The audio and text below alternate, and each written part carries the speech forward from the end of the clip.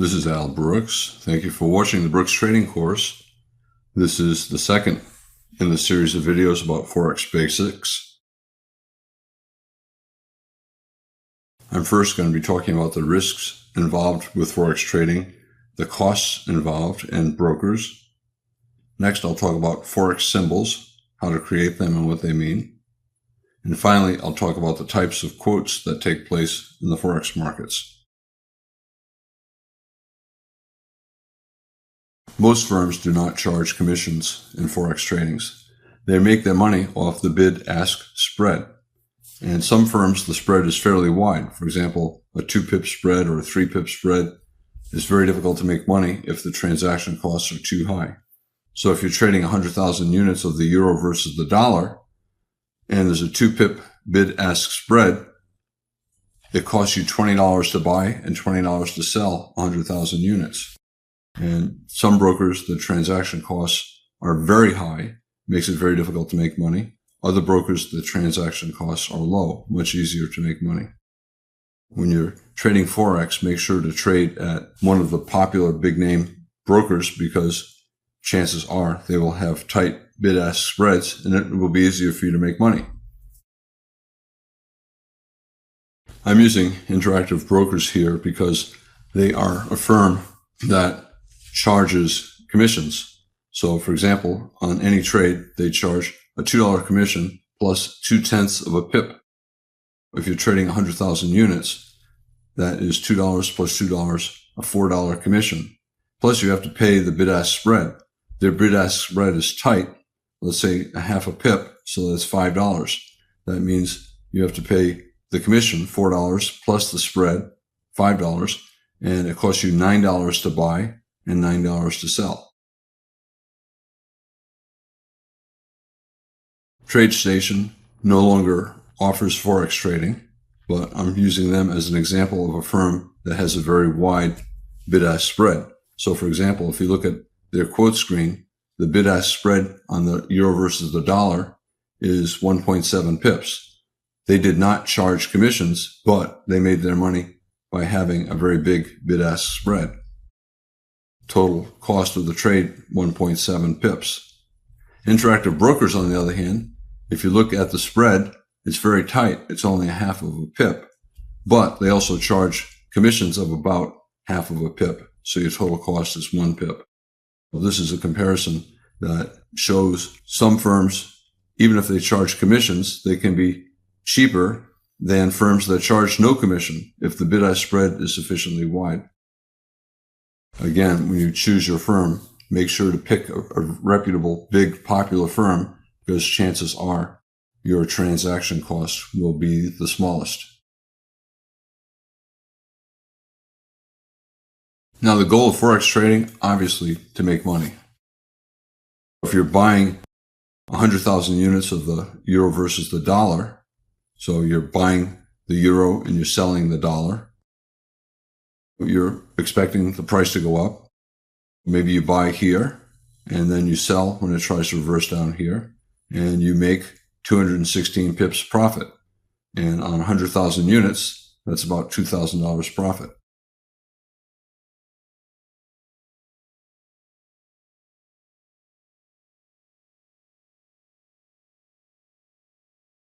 The trades take place in the cash Forex market. You're buying one currency, you're selling another currency, and there are countless pairs to choose from.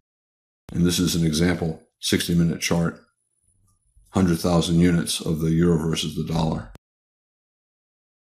I want to talk a little bit about Forex symbols. For example, I talked about the euro versus the dollar. And if you're buying 100,000 units of the euro versus the dollar, the symbol is made of two parts, euro and dollar. The red, the euro, the first currency, is called the base currency. It's the currency you are buying or selling. So if you're buying 100,000 units of the euro versus the dollar, you're buying 100,000 units of the euro. And the second name in the pair is the quote currency. It's also called the secondary currency or the terms currency, and it's the currency price being quoted. I know this sounds confusing, but if you're interested in the basics of terminology, that's what you have to deal with. Nicknames, this is, I think, silly. Traders don't use this stuff. Sometimes on television, you'll see somebody talk about, oh, I bought the cable, which is the British pound versus the dollar, or I sold the gopher, the dollar versus the yen. It's kind of like a secret handshake, knowing what the terms are, but nobody uses them. Let me go back to that 60-minute chart of the euro versus the dollar. Okay, the quote currency is the second name, which is the dollar. In this particular example, if you buy 100,000 units of the euro versus the dollar at this price level, which is right here, 1.1278. What that means is it took $1.1278 to buy 1 euro. So 100,000 unit position is 100,000 units divided by that exchange rate. And that means you're buying 88,000 euros.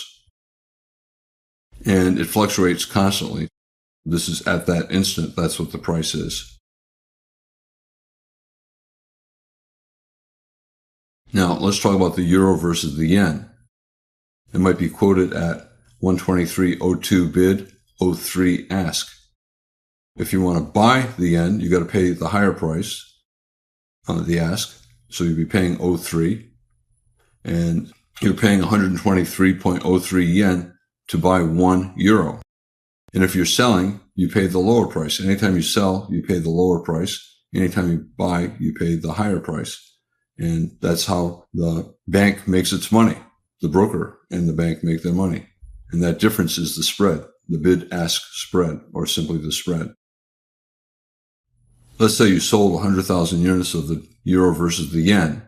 So you're selling the euro and you're buying the yen. And then you exit down here with 37 pips profit. Since there are $9.01 per pip, then you made $333 in profit. I'll talk about the math later on in the videos.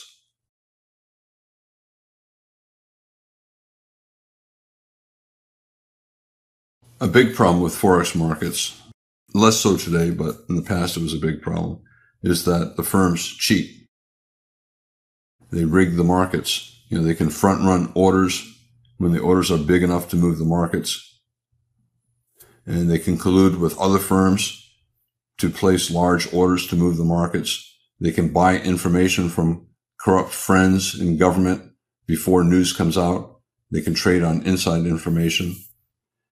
Much less a problem in the United States and much less a problem internationally now. The governments are cracking down. There's a thing in Forex trading called the London 4 p.m. fix. And in the past, it was a way that firms could cheat. What happened was they would set the prices 30 seconds before and after 4 o'clock London time. And some firms would collude to make the price too high or too low. They would place huge trades. And then if the price was too high, for example, they would quickly sell and make a profit. If they could drive the price down too low, they would buy and make a profit.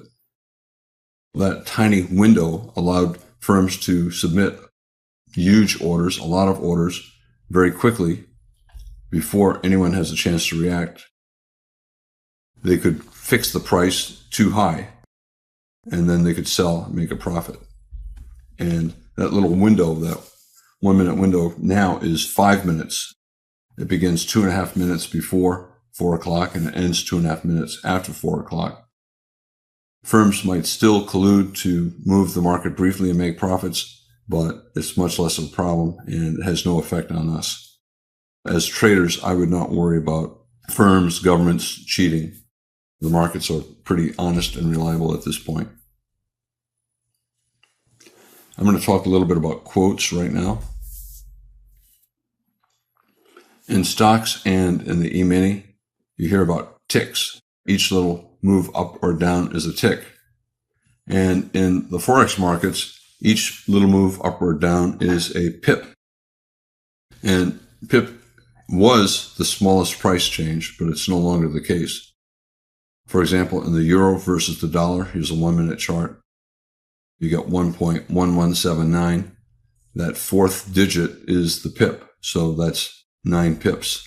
And in all of the markets, it would be called ticks. Every little move up and down is a tick. In the Forex market, it can go from 8 to 9 to 0 to 1, 2, 3. Each one of those little steps is a pip. And if it were a stock, it would be a tick. And the reason why I put smallest in quotes is because a lot of firms now have fractional pips, and they add 1 or 2 more digits. As traders, they're totally meaningless. They change so fast that you cannot even see them. Most Forex pairs have 4 decimal places, but the Japanese yen has 2 decimal places. So the dollar versus the yen, 2 decimal places. The euro versus the dollar, 4 decimal places. And most brokers now add an additional decimal place, a fractional pip, presumably to allow tighter bid-ask spreads. Here, 9 is the fractional pip, 4 is the pip. If it drops to 3, it dropped 1 pip. If it goes up to 6, it goes up 2 pips. And here in the euro versus the dollar, this is the fractional pip, and then the 9 is the pip digit. If 9 goes up to 0, the market went up 1 pip.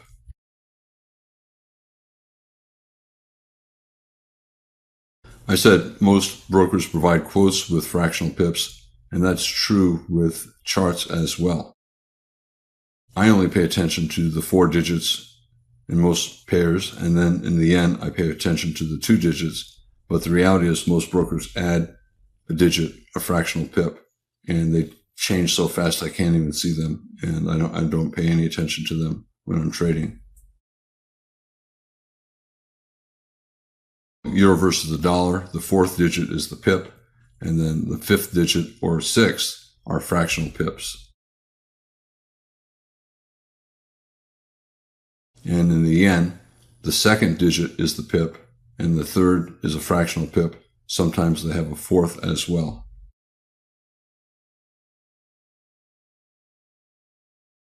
When traders compare how they're doing with one another, they talk about the number of pips made or lost per day.